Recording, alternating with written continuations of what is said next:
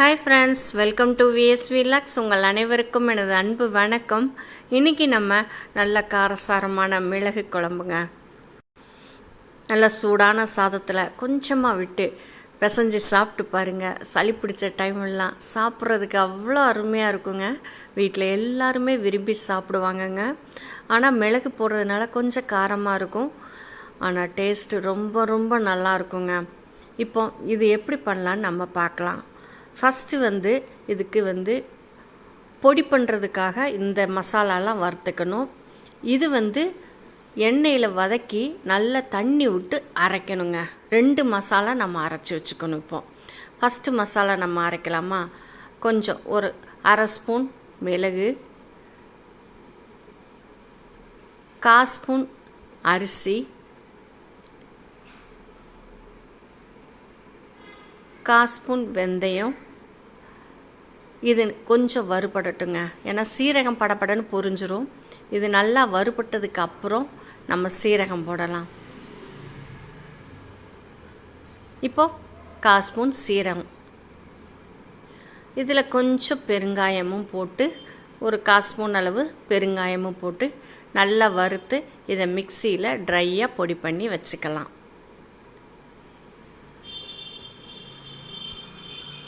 இந்த பொடி எல்லா காரக்குழம்புக்கும் மேலே போடுறப்போ டேஸ்ட் ரொம்ப அருமையாக இருக்குங்க. நம்ம மிளகு குழம்புக்கும் இந்த பொடி கொஞ்சம் போட்டோன்னா ரொம்ப நல்லாயிருக்கும். அதனால தான் ஃபஸ்ட்டு ட்ரையாக நம்ம இந்த மசாலாவை அரைச்சி வச்சுக்கிறோம். செகண்ட் நம்ம தண்ணி விட்டு அரைக்கிறதுக்காக மசாலா வறுக்கணுங்க. இதுக்கு நல்லெண்ணெய் தான் நான் யூஸ் பண்ணுறேன். எப்போவுமே மிளகு குழம்பு, காரக்குழம்பு இதுக்கெல்லாம் நல்லெண்ணெய் விட்டு நம்ம செய்கிறப்போ டேஸ்ட் ரொம்ப நல்லா இருக்குங்க. இதுக்கு 2 ஸ்பூன் நல்லெண்ணெய் நான் விட்டுருக்கேன். இப்போ வறுத்தரைக்கிறதுக்கு மசாலா நம்ம போடலாம், ஒவ்வொன்றா வறுக்கலாம். துவரம்பருப்பு ஒரு சின்ன ஸ்பூனுக்கு 1 ஸ்பூன் எடுத்துருக்கேங்க. உளுந்தம்பருப்பு ஒரு சின்ன ஸ்பூனுக்கு 1 ஸ்பூனு. மிளகு 1.5 ஸ்பூன் எடுத்துக்கிட்டேன். இது நல்ல காரமாக இருக்கும். உங்களுக்கு இவ்வளோ தேவையில்லை அப்படின்னா 1 ஸ்பூன் அளவு எடுத்துக்கோங்க. சீரகம் 1/4 ஸ்பூன் எடுத்திருக்கேன். மல்லி 1 ஸ்பூன் எடுத்திருக்கேன். இது எல்லாத்தையும் நம்ம எண்ணெயில் கொஞ்சம் பொரிய விடலாம்.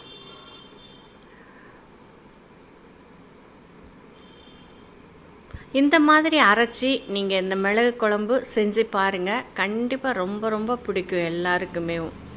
இப்போ நம்ம எடுத்து வச்ச 1/4 ஸ்பூன் அளவு சீரகத்தையும் போட்டு நல்லா வறுத்தரலாம். இதுலேயும் கருவேப்பிலை கொஞ்சம் போட்டுடலாம். காரத்துக்கு நான் 2 வரமிளகாய் எடுத்திருக்கேங்க. நீங்கள் தேவைன்னா போட்டுக்கோங்க, ஆனால் வரமிளகாவும் போட்டால் தான் நல்லாயிருக்கும். நீங்கள் மிளகு கொஞ்சம் கம்மி பண்ணிவிட்டு வரமிளகாய் 2 யூஸ் பண்ணிக்கோங்க. இதில் பூண்டு பல் ஒரு 4 பூண்டு பல், பெரிய பூண்டு பல்லை இந்த மாதிரி சின்ன சின்னதாக கட் பண்ணி வச்சுருக்கேன். அதே மாதிரி சின்ன வெங்காயமும் கொஞ்சம் ஒரு 1/2 கைப்பிடி அளவு அதையும் உரித்து வச்சுருக்கேன். அதையும் போட்டு வதக்கிக்கலாம். இதுலேயும் நம்ம புளி ஒரு சின்ன நெல்லிக்காய் சைஸ் அளவு நல்லா சுத்தப்படுத்தி அதையும் ஊற்று போட்டு வதக்கிக்கலாம். நீங்கள் வைக்கிற குழம்புக்கு ஏற்ற மாதிரி புளி எடுத்துக்கணுங்க.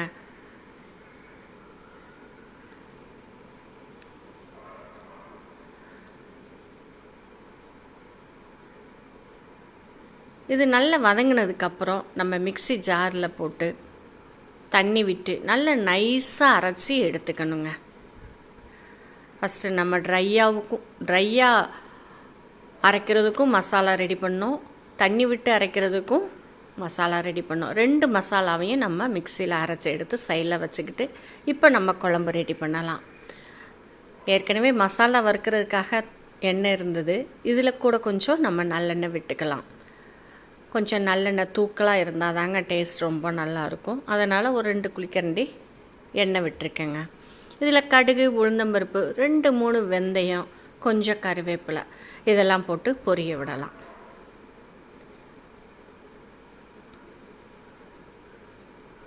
இதுலேயும் 5-6 பூண்டு பல், ஒரு கைப்பிடி அளவு சின்ன வெங்காயம் இதையும் போட்டு நல்லா வதக்கிக்கலாங்க. நீங்கள் இந்த மெத்தடில் ட்ரை பண்ணி பாருங்கள். மிளகு குழம்பு அவ்வளோ அருமையாக இருக்கும். 2 நாள் வச்சு கூட நம்ம சாப்பிட்டோம் கூட அவ்வளோ டேஸ்ட்டாக இருக்குங்க. இதில் கொஞ்சம் பெருங்காயத்தூளும் போட்டு வதக்கிக்கோங்க.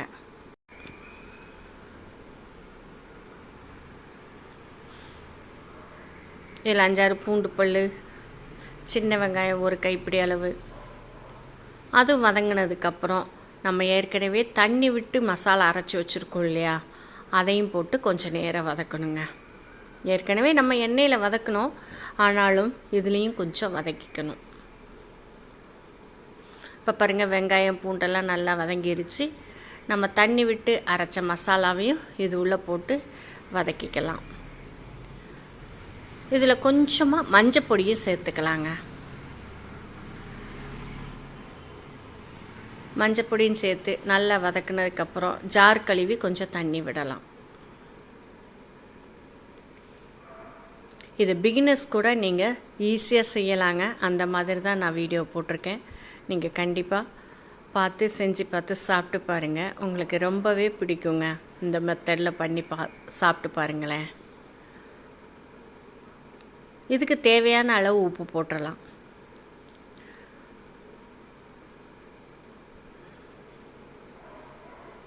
ரொம்ப தண்ணி விட்டுற வேண்டாம், ஏன்னா குழம்பு நல்லா வற்றி கொதிக்கணும். அதனால் தண்ணி நிறைய விட்டுட்டோம் அப்படின்னா டைம் ஆகும். இது கட்டியாக இருந்தால் தான் டேஸ்ட் நல்லாயிருக்கும். அதனால் கொஞ்சமாக தண்ணி விட்டு நல்லா கலந்து விட்டு கொதிக்க விடணும். இப்போ நம்ம ட்ரையாக அரைச்சி வச்சோம் இல்லையா மசாலா, அந்த மசாலாலேருந்து ஒரே ஒரு ஸ்பூன் மட்டும் இதில் போட்டு கலந்துக்கலாம். மீதி மசாலாவை நம்ம காரக்குழம்பு இதெல்லாம் வைப்போம்ல, அந்த டைம் போட்டுக்கலாம். ஒரு ஸ்பூன் போதும். இதையும் நல்லா கலந்து விட்டு ஸ்டவ்வை சிம்மில் வச்சுட்டு நல்லா மூடி ஒரு 10 நிமிஷமாவது எண்ணெய் பிரிஞ்சு வர்ற அளவுக்கு கொதிக்க விடணுங்க இந்த மிளகு குழம்ப.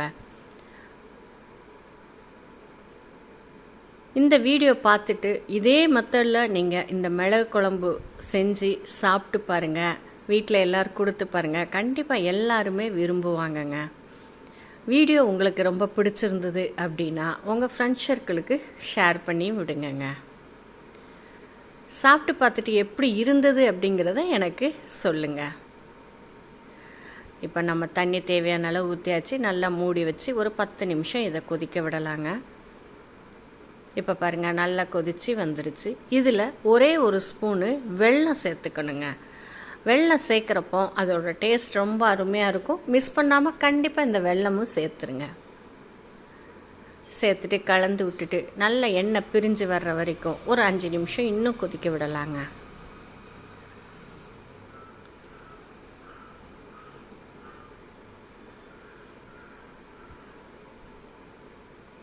இந்த குழம்பு 2-3 நாளைக்கு கெட்டு போகாது. ரொம்ப அருமையாக இருக்குங்க. கண்டிப்பாக ட்ரை பண்ணி பாருங்கள். இப்போ அருமையான நமக்கு மிளகு குழம்பு ரெடி. சாப்பிட்டு பார்த்து எப்படி இருக்குன்னு சொல்லுங்கங்க.